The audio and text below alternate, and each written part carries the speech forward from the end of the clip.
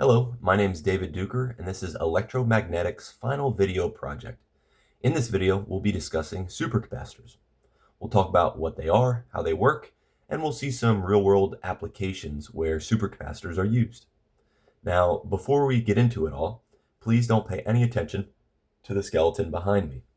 That was actually last semester's TA who unfortunately graded my project a little poorly, but I'm confident this semester's TA won't run into that same issue or mistakes that he made. Now, a capacitor is simply a device that stores and releases energy. It is governed by the formula capacitance equals epsilon surface area over distance. In a traditional capacitor, we have a solid dielectric medium of permittivity epsilon, distance between your two electrodes, and surface area, that is the contact between the electrode and your dielectric.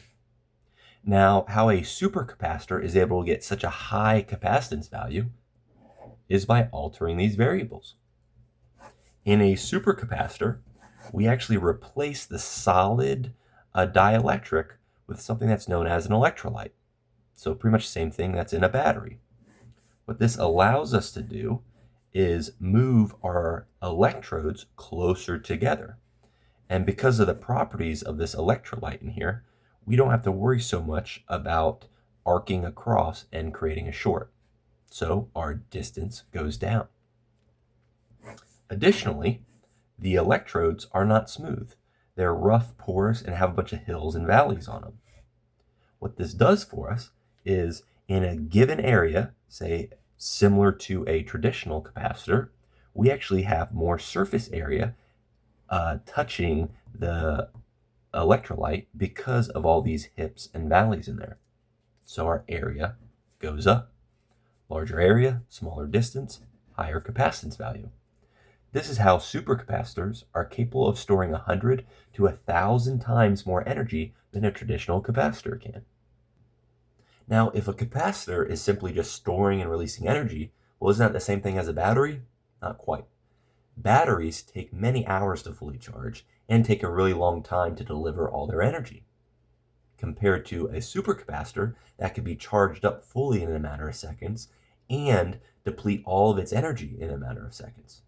So if you're working on a project where you need a large amount of energy in a short period of time, you would opt for a supercapacitor compared to a battery.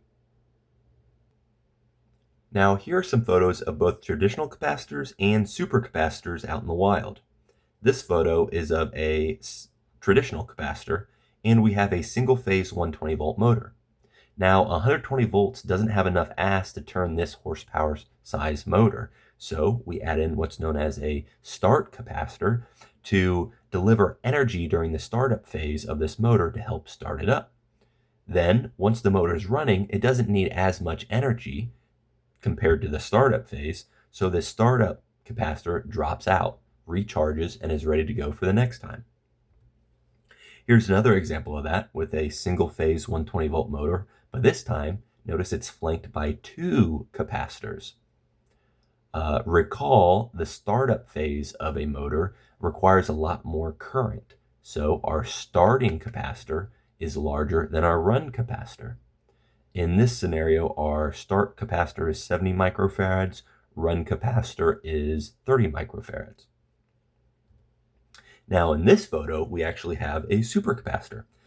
This front piece is just a voltage regulator, so if we remove that guy, you can actually see the whole supercapacitor in the back. If we zoom in, you see it's rated at 70 farads. You also see the positive, negative terminals that charge this capacitor. Now, in this scenario, this is actually mounted to the bottom of a roller coaster. Now, the roller coaster that's actually moving around the track, that's called a train. So this is mounted to the bottom of the train. So as this train passes through the station underneath it has constant power. That constant power goes to these terminals, positive, negative, to charge your supercapacitor. Then, after about 30 to 40 seconds in the station, it kicks the train out into what we call no man's land, where there is no power, And at that point, all the little electronic devices that are on this train are powered by this supercapacitor. So as you're going through loops, dropping off lifts, and all that stuff, during that time period, this supercapacitor is being depleted, powering and delivering energy to those devices.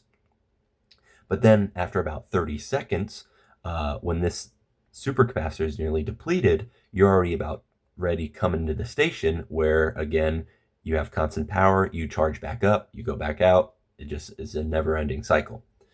So in this situation, it would be advantageous to use a supercapacitor over a battery because, one, we only have about a 30 to 40 second window to charge it, and two, we need to deliver a lot of energy in only about 20 to 30 seconds. So a supercapacitor is chosen. If we did this with a battery, it just wouldn't work out. So all the references in this video and technical jargon came from chapter 4 in our textbooks, and all the photos came from my phone from work. So I hope you guys learned something new, and I'll see you all next semester.